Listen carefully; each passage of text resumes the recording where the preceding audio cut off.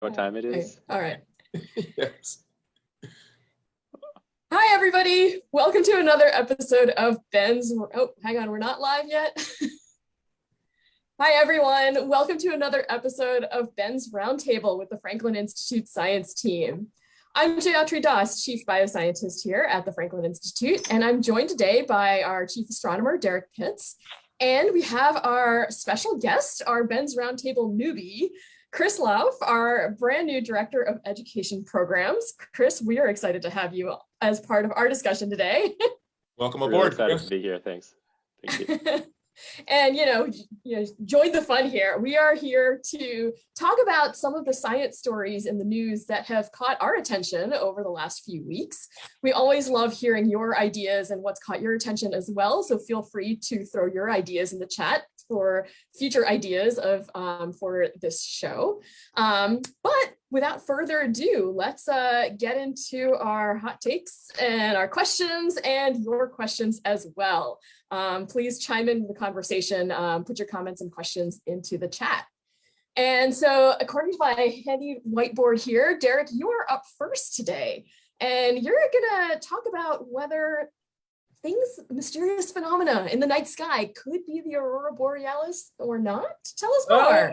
Yes, right. So, one of the coolest astronomical sort of events that can be seen in the night sky is the Aurora Borealis. And everybody always wants to see the aurora, or northern lights, as many people in the northern half of the planet refer to it. But the Aurora Borealis can be notoriously difficult to see. Now, not recently, back along the Halloween weekend, there was a really, really strong solar flare, and that caused an intense geomagnetic storm. And in turn, it was predicted that there would be a significant appearance of northern lights this far south, all the way down here from the North Pole, down here in the Philadelphia area. Now, all of these things are all connected, what we see of the northern lights, the geomagnetic storm, and the solar flare, because, as it turns out, one causes the other. You get a big solar flare, electromagnetic particles blasted out from the sun, interact with the Earth's magnetic field. This, in turn, interacts with the molecules in the atmosphere, and what happens is a display that we can see at night that we call the Aurora Borealis. Now, many people around the world would love to see this, but you really have to be in the right location. And that location is about 50 degrees north to about 70 degrees north latitude or south latitude. Now, here we are Derek, in Philadelphia. hang on, remind me of my geography here. Oh, What does yeah. that mean? Geography. Okay, right. Okay, so now, when we're talking about north latitude, we're talking about that area from Canada, like mid-Canada, on up toward the North Pole, but not all the way to the North Pole. And if we were down in the Southern Hemisphere, we'd be talking about from, say, Southern Australia on down toward the South Pole from there, okay? All right, thank you. Frame Like of reference those here. regions. So for the rest of us, especially those of us in these mid-latitudes around the Philadelphia area, we're tantalizingly right on the edge. So occasionally we get these notices that, we might be able to see northern lights. But the truth is, you need very, very intense solar flares to generate the electromagnetic storm that we would need to see it this far south. And as much as sometimes, our enthusiasm rides ahead of what's possible, we might not have the opportunity to see northern lights this far south. And there's a really major reason why. Turns out to be connected to the sun's cycle of activity. So right now, we're at the bottom of the period of activity on the sun, which lasts at about 11 years. And when I say bottom, we have the minimum number of sunspots, the minimum number of flares and prominences. So we don't have enough activity. We won't get to that point until about halfway through the cycle, and that's about 5.5 years from now. It would be cool, but we're going to have to wait for a little bit. So the short answer is, if you thought you were seeing the Aurora Borealis, you weren't here. But yeah, Chris, go ahead. Short answer. Sure, that is the short answer. You probably weren't. And guess what? There's a lot of other sky phenomenon happening in your region that could possibly be throwing you off? So here's my good example here in the Philadelphia area, okay? Now, we all know that major cities have uplighting. Well, in Philadelphia, there's this uplighting effect that's used on the Benjamin Franklin Bridge, the bridge that goes across the Delaware River from Philadelphia to Camden, New Jersey. Well, there's also a train that goes across that bridge. And as the train goes across the bridge, a very cool lighting effect has been that the uplighting that lights the cables sequentially flashes on and off as the train goes across the bridge. So when I first saw this, I thought, wait a minute, what is that weird lighting effect? Is that terrestrial or is it extraterrestrial? What could be causing that? Well, as I say, there are lots of night lighting sort of effects that happen around the city. Think about spotlights for some big, event of some kind sweeping around the sky. And I'm sure in other locations around the country, there are lots of other, artificial lighting events that might be mistaken for northern lights. So, okay, Derek, I have a question for you. Has there ever been a confirmed sighting from Philadelphia of Aurora Borealis, like at all in history, that you feel like really confident being like, yeah, that was definitely Aurora Borealis? Oh, I can think of two instances when this happened. The first one was about 15 years ago in the fall, when there was a serious sighting of northern lights. And then there was another one about 30 years ago. And both of these occurred near the peak of sunspot cycles. But in between, not so much. Now, if you're lucky and conditions are just right, even in the northern reaches of the United States, like right along the Canadian border, sometimes that's high enough in latitude, close enough to the North Pole, that under extreme circumstances, you can see something there. So if we were to look at the bigger picture, you said 30 years ago, 15 years ago, and then maybe another like 5 or so years from now, what controls those sunspot cycles? Well, what controls the sunspot cycles is the dynamic activity of the sun itself. We Got it. typically think of the sun as just this, this bright light in the sky. It's really a swirling ball of very, very hot gas.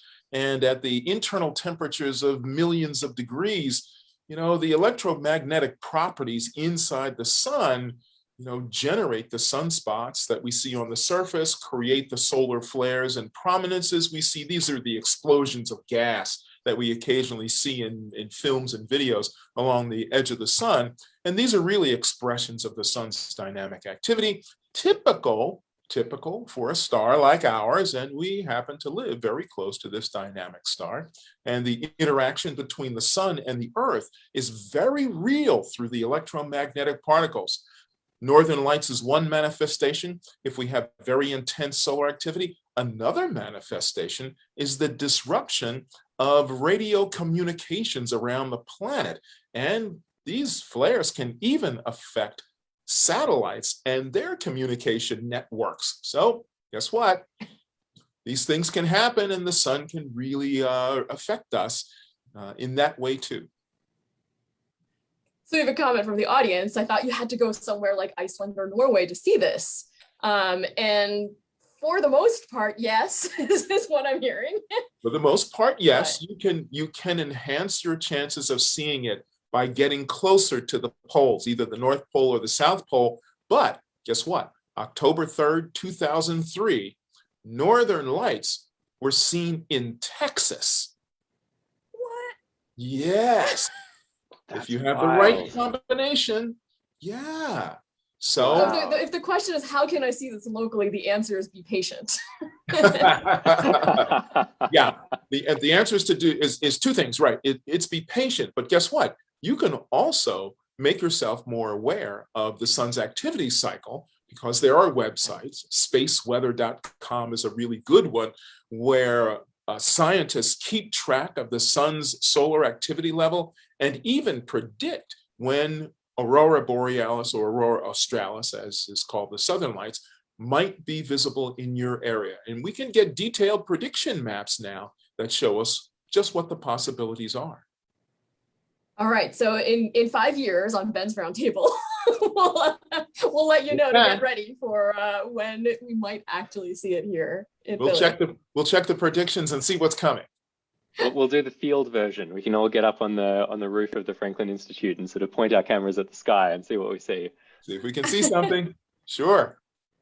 Derek, did you see the one that happened 15 years ago? I did see the one that happened 15 years ago, yes. And I also saw the one that happened 30 years ago, in that part of what I do is I pay very careful attention to the sun's activity level. So when I see it going up, I get ready for the possibility that we might see something. And of course, I coordinate that information with other sources around to make sure, I might have a chance. But yeah, I was fortunate enough to see it. Now, not much color. Let's not, gild the lily here and say, wow, it was wild and spectacular. No, you'll need to get yourself to a better dark sky location and a place where the activity is a little bit more intense.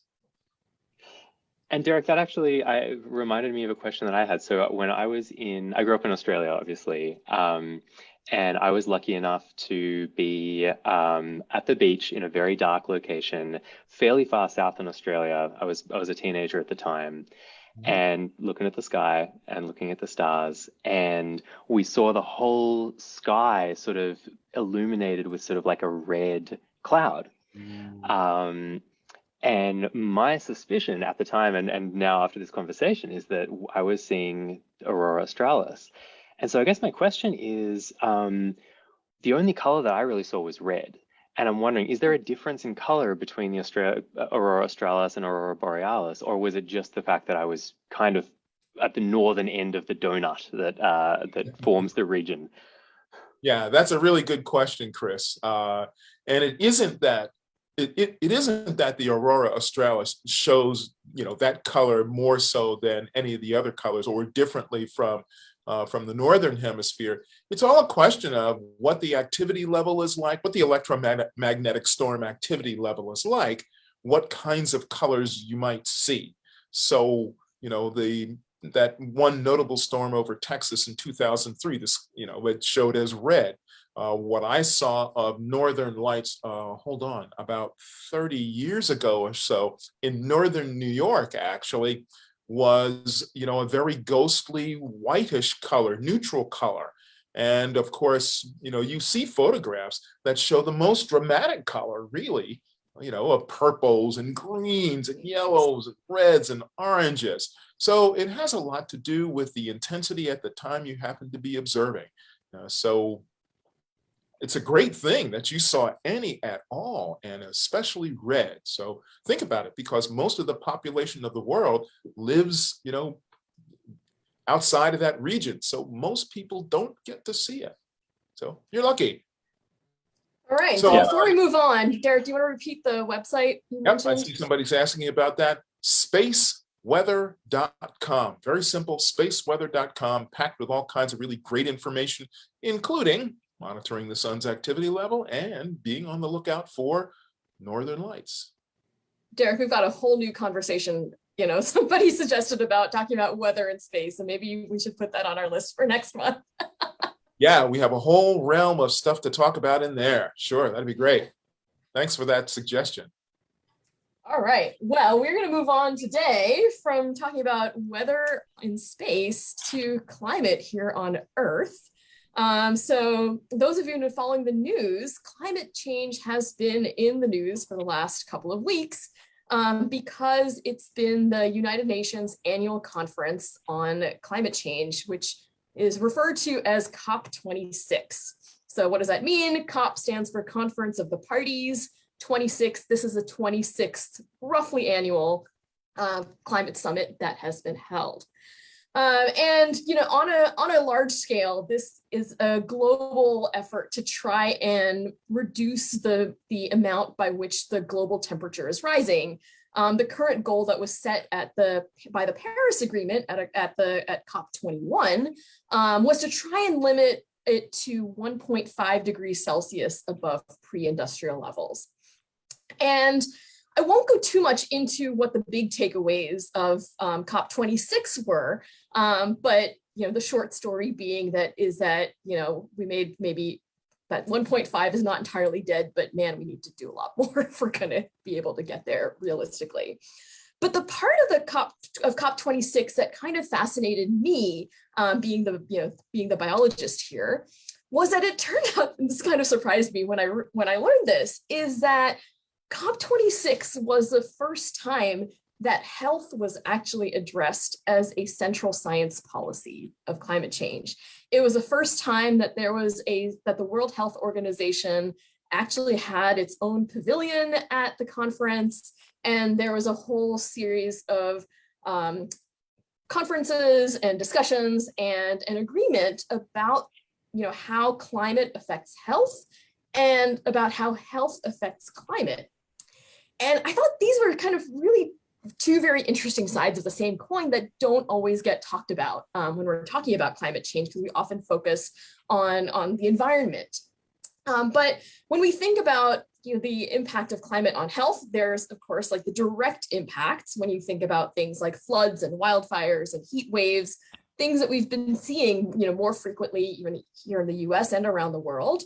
That lead to things like more diseases and poorer air quality and the effect of heat on older people and babies and people who are working outside. That then, there's also the translation into the indirect effects of climate, whether we're talking about, impacts on our food and water supplies or the infrastructure or just social systems and things like that. But what I thought was fascinating was that the agreement that emerged at COP26 around healthcare was with 50 different countries who actually came to an agreement about moving towards climate smart healthcare. So this is looking at the other side of the coin of how healthcare affects climate change. And this is a statistic that kind of surprised me, was that in the US, about 10% of our carbon emissions come from healthcare organizations.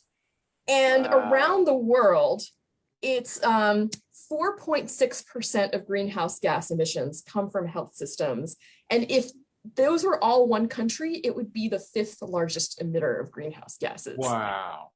Right? Wild. That's So completely unexpected.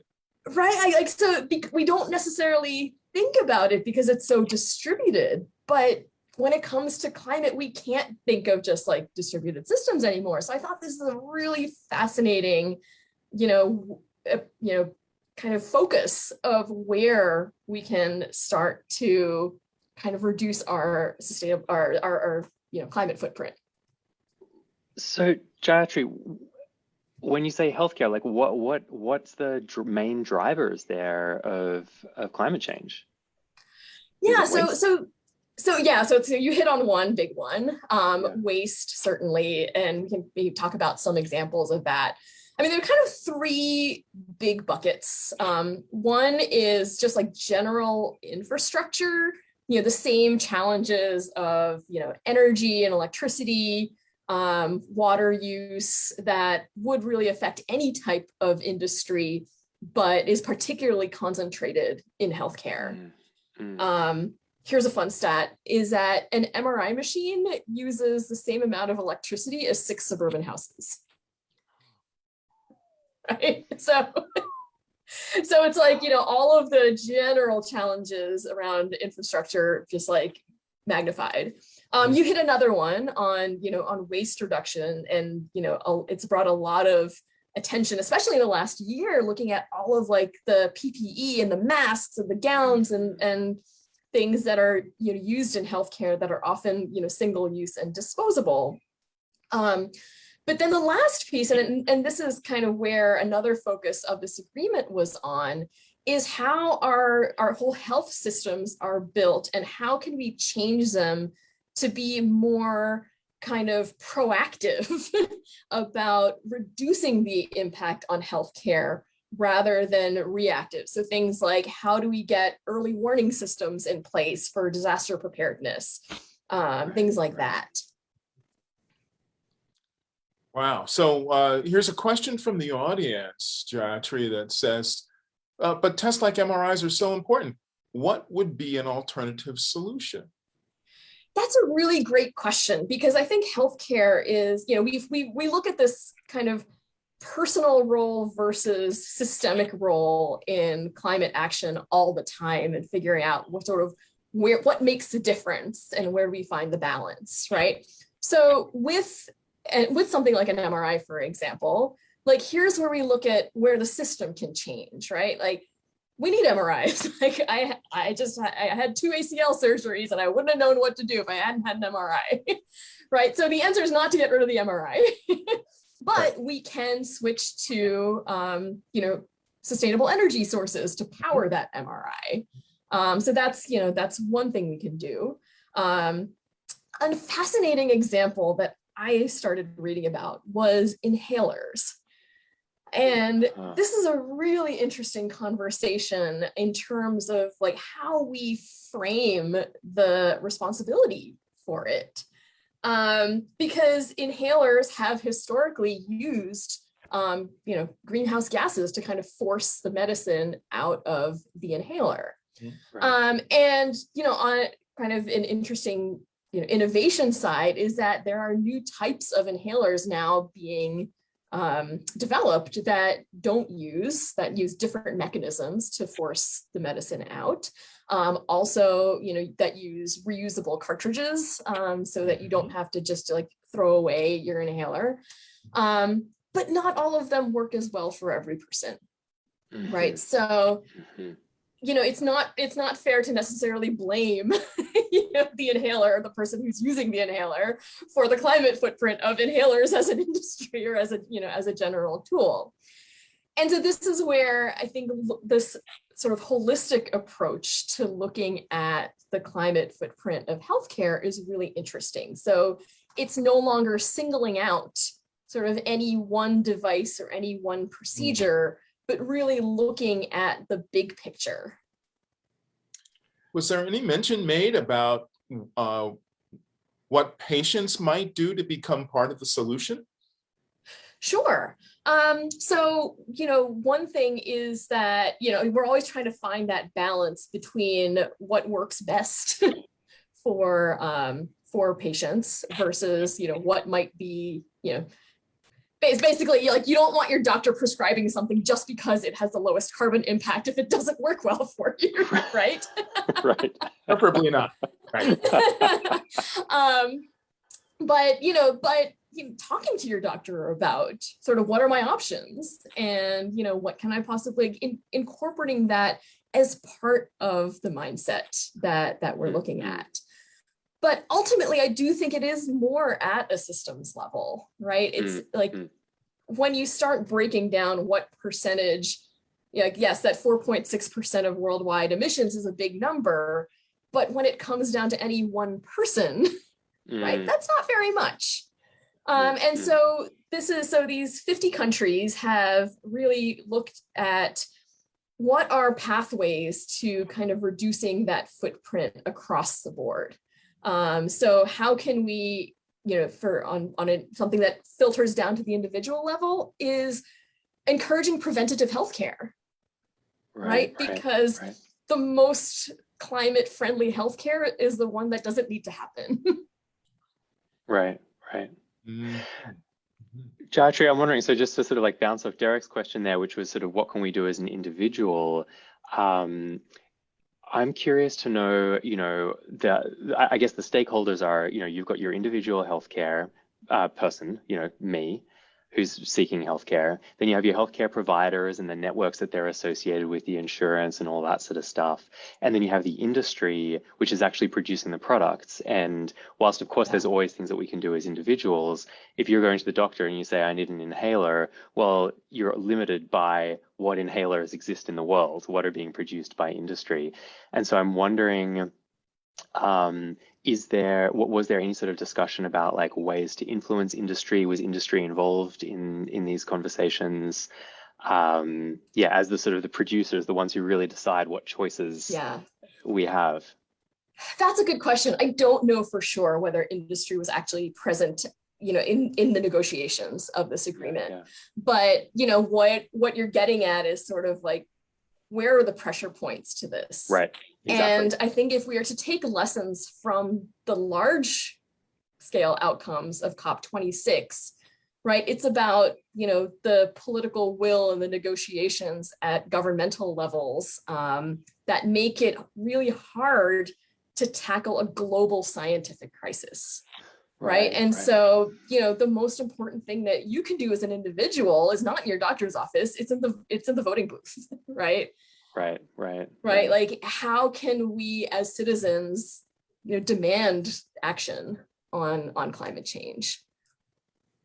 So, making your opinions known when you vote is what's going to drive action. So there's your, be an involved citizen. Yeah. A little bit of hope message of the day here. Yeah, when I think about the number of patients that are served in hospital systems around the world and the amount of materials that are used, as you mentioned, as a one-time only basis, I mean, that presents a staggering image of the need to try to figure out other ways to do things that are more conservative on resources, perhaps. And I think a good example actually did come out of COVID-19. And even though this was a need that was driven by supply shortages, there was a lot of innovation in figuring out how to sterilize like single-use masks and other PPE that are being used in hospitals so that they can be reused. And, and there are some cool examples I've been reading about, in terms of this like startup in Maryland that created this thing called the Hot Box. It kind of looks like this big, like, trailer parked outside hospitals that uses heat to sterilize PPE. There's another, group that use their photonics research to think about like how to use UV light. So even though like climate change or, sustainability may not have been the driving force behind it, it certainly makes an impact. And it, again, increases the demand for products that maybe have a lower footprint. And so I think, again, now that we have, again, for the first time, maybe thinking about this kind of systemic approach to reducing the climate impact of healthcare, that maybe that sustainability will rise in its importance in kind of what drives innovation. Right. Here's hoping, huh? Yeah, here's hoping, because gotta keep moving on this. Lots of room in the industry for improvement. Yeah. All right, so moving from change on 1.5 degrees Celsius on hopefully on the decade scale, we're going to go to our next topic, which is both very short and very long at the same time. And Chris, you brought this to our attention. We are not talking about leap years. We are talking about leap seconds. Explain, please. That's right. Okay, so this is a very contentious issue, and I'm expecting the chat to just explode with this one because there's just very, very strong opinions held worldwide. So the topic is abolishing the leap second. And for those of you who don't know, I'm just going to explain the leap second for a second.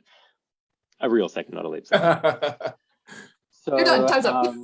we all know a leap year is designed to keep our calendar in sync with how long it actually takes the world or the Earth to do one trip around the sun. And if we didn't have leap years every 4 years, that eventually our calendar would drift so that in the Northern Hemisphere, summer might occur in January. So that's why we have leap years, and they can be very regular. They're scheduled out. We all know, we see them on our calendar. It's fairly non-controversial. Leap seconds are a similar idea, except instead of trying to keep the calendar over a year, a leap second is designed so that it keeps the number of seconds in one day, i.e. one spin of the Earth, exactly consistent. Now, that would also not be controversial if we could schedule it out just like we do the leap year. The issue is that we can't. Earth's spin is so irregular. Sometimes it speeds up, sometimes it slows down. In general, it's slowing down, which is a terrifying thought to me. But in general, it's slowing down. And because it's so irregular, it's affected by tides, it's affected by tectonic plates, even man-made things like the Fukushima Daiichi disaster actually had a noticeable effect on the spin of the Earth. Because of this, there has to be an international body that looks at the spin of the Earth, and every so often they decide, okay, we need to add a leap second because we're getting too far away from our clocks representing one full day. They give everyone 6 months notice, and they say, we're going to add in a leap second in 6 months. Everyone gets six months to adjust and say, okay, great, we now have a leap second. Wait, but wait, it's only 1 second. How much could a second affect my life? I mean, I'll take all the extra seconds I can get, but. Okay, so I did some quick math here. So so there are 86,400 seconds in a day, right? And so Chris, you're telling me that depending on all of these different factors, sometimes if we didn't have leap seconds, sometimes we might have 86,401. Sometimes we might have 86,399. So like, what is a second really? That is such a great question. So originally, seconds were measured by literally taking the length of an average day, and an average day was measured in 1900 as being some very, very specific number of seconds. One was it 86,400, I think. And just dividing a day into 86,400 and saying that's our definition of a second. But of course, that didn't really satisfy people who need to be very, very accurate about such things because an average day changes. So they invented this, a new way to do it in the 70s using atomic clocks. So they look at the frequency that is emitted by a cesium atom going from one energy state to another energy state under very particular conditions. And they measure the frequency of that and they base the second off that. So it is 992,631,770 cycles of radiation is 1 second. Okay. Now, you see the problem here, right? Now we're not basing our second off anything to do with the sun. We could take our planet and put it in a different solar system and we would still have this second, which is great. It makes things very, very predictable and very, very nice. But the poets in us are now saying, well, hold on a second, but a day is one trip around the sun or one rotation of the Earth on our axis. And so where are we left? What is a day then? What is the definition of a day? So it's an existential crisis for a start. Okay, so we have somebody in the audience who is trying to think that it's an existential crisis. So the first question is like, okay, is the sun slowing down? And if it is, why do we care? Why is it a problem? And maybe that's a question for Derek. I don't know. Yeah, maybe that is. I know that the Earth is slowing down. It's the Earth, not the sun we're worried about. It's the Earth's slowing down. Yeah. Okay. Yeah, so the Earth is the spin of the Earth, not the rotation of the Earth around the sun, but the spin of the Earth is what causes days, and that spin is slowing down. It used to, in fact, the rotation of the Earth used to be on its axis. One day used to be 8 hours long, only 8 hours long. Wow. So things have dramatically slowed down over the 4.5 billion years or so we've been around, thanks to the moon and other dynamics. But yeah. I'm like, okay, so this is kind of blowing my mind, but it gets to the second question is that if it's only 1 second, why does that make such a difference? My question exactly. Well, we could talk with the folks at LinkedIn, at Google, at Qantas, people who run GPS systems. In 2015, the last time we added a leap second, it caused chaos, utter chaos. And the reason is everyone's computer systems are programmed to adjust to the leap second differently, and in some cases, not at all.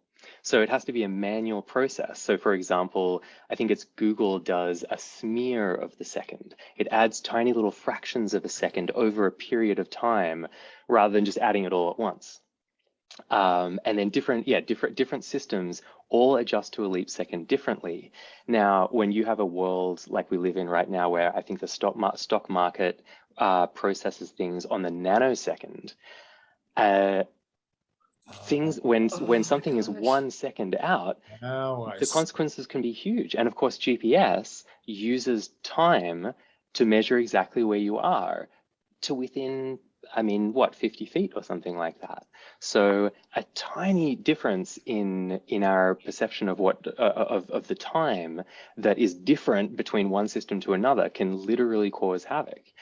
Passengers were stranded at an airport in Qantas for hours when their system crashed. Yeah, all kinds of havoc was released. And so this brings us to the debate. Do we abolish the leap second? And it's a big man. I have lots of feelings about this. I'm not gonna lie, I have feelings too. And I'm really curious to know, I mean, and just to frame this a little bit more, a lot of the world is pushing to abolish the leap second for all of these reasons, that it's just a total pain.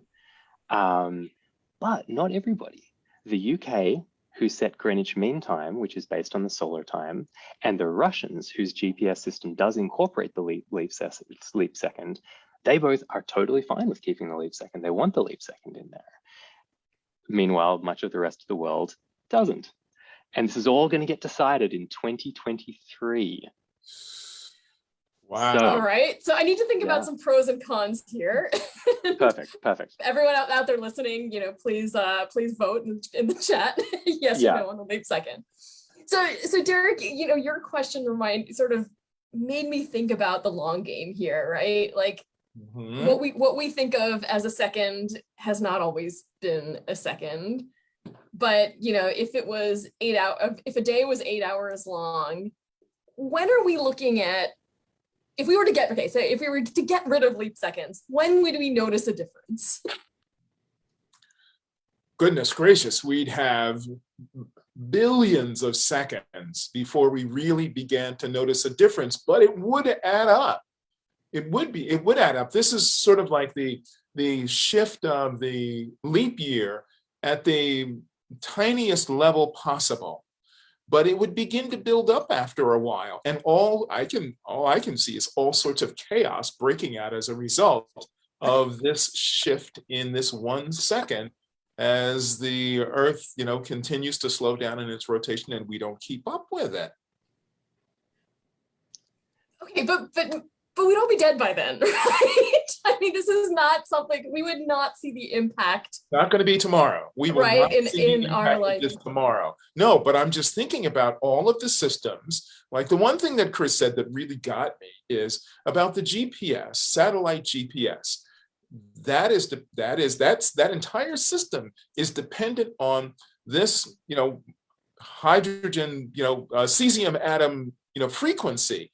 And if any of these systems are out of sync by the smallest amount, then what happens is your position location is off by miles, possibly. Now, just think, if you have an aircraft that's flying on autopilot, that's dependent on GPS, where exactly is the airport for that GPS? Is it right at the edge of the coast, like the airport in Los Angeles? Or is it actually out in the water someplace because the GPS time signal is out of sync with everything else? All right. But wouldn't I love to have a few extra seconds, add into my day?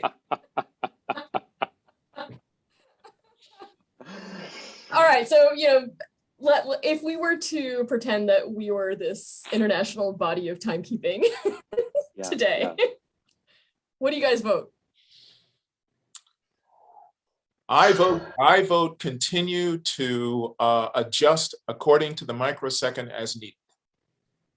Okay, so before keep the leap second. The leap second, yes. I'm sorry. I vote to keep the leap second. Second. Okay. Yes. Okay, so this before I throw it to you, Chris, I think that's a reasonable place where we tackle this question from the audience here. Is that if we just add a leap second, don't we just actually change the amount of time of a second? So that would suggest that we continue to use a solar frame of reference. The second just gets bigger. Right. So that's what Derek, that's what you're advocating for. So let's stick with our solar definition of second. Let's ignore the however many times the cesium atom changes energy states or whatever altogether. Okay. Yeah. Chris, what do you think? Well, So I think it's a little bit sad to think that we would completely decouple our sense of time from the planet's path around the sun. And um, when I think back of sort of like the development of other SI units, at one stage the foot was literally measured by getting 16 men on Sunday outside a church to all line up and put their feet, measure that distance, divided by 16, you got your average foot, that's it, that's what a foot measure is. And there's something beautifully accessible about that. We can all, if we really need to recalculate the foot, we can just recalculate the foot. And then sort of the next stage of abstraction was saying, okay, well, distance is measured by this one particular gold bar that is going to sit in this very particular condition, in a museum. And that's, it's one level less accessible to the general population. We can't, as a regular human, I can't just go to that gold bar and measure it and take it home and make sure that, my door is the right size based on this gold bar. But it is still a physical thing. So you don't have to have specialized equipment or scientific knowledge. You can still hypothetically go and measure it. And then the next stage of abstraction is now we measure distance by the length of the length that light travels over a certain interval, a very, very short period of time, which is completely inaccessible and abstract to 99.99999% of the population. And so whilst I absolutely see how it's necessary to go through to these levels of abstraction, it also makes me just a little bit sad. So I think I would mourn the abolishment of the leap second. And if I really have to be honest, I think it might be time. I think we've got to rip off the Band-Aid. I think it's going to happen eventually. And I think it might just be time to abolish the leap second. Well, here's another thought about this, and that is that by the time all of those abandoned leap seconds actually pile up, humans would be gone from the face of the Earth, and the Earth would continue to rotate on its axis and continue its revolution around the sun, completely oblivious to our attempts to try to wrangle time into our civil framework. Like that. So I'm kind of the same way, is that I kind of feel like, the Earth is always changing. Humans try to kind of fit into it. But on one hand, even within our own framework, by the time this adds up to make a difference, all of us will be gone. Our society will change. And our society has changed so dramatically in the past that this is just another factor that influences how our society changes in the future. So I think I'm coming down on the side of like, let's let go of it. And just like toss the problem to people in the future. Kick the can. Well, don't call me when your plane doesn't land exactly on the runway as it should. Derek, we won't be even using planes at that point. We will be teleporting. So it's not going to be an issue. That's when your molecules don't line up, don't call me that either. But isn't it more important that my molecules line up with the atomic behavior? Yes, that's true. As I'm inventing technology that but will they all get to the landing pad at exactly the same time? Anyway. Well, someone who is much younger than me will figure that out. Exactly. We don't have to worry about it. Well, the good news is that we don't have to wait forever to know the answer to this question. We will know the answer in 2023 after the World Telecommunications Conference in Geneva. That is when the official decision will be unraveled.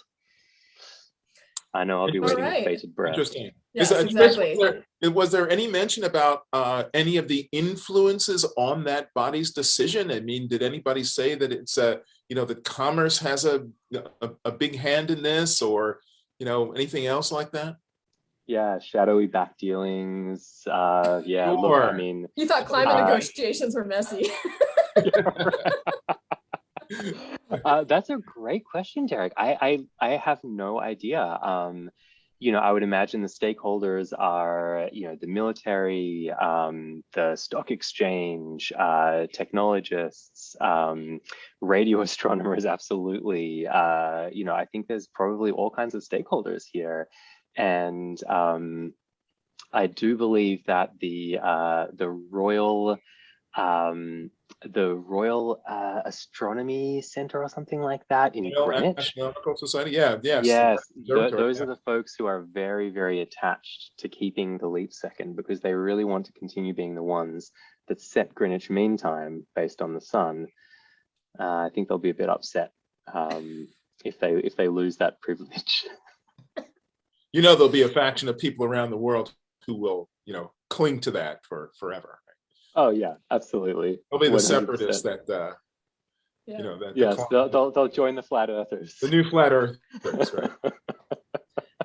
Well, Derek, you kind of alluded to this, but I think what kind of fascinates me about what came out of our conversation today is that even though we kind of started from very different topics, this theme has emerged. It's all about like how we as humans are trying to fit, the universe and its phenomena into the way that we perceive our life at this moment. And there's like all of these kind of interesting tensions that arise in terms of our social priorities versus like the march of the universe as it goes on.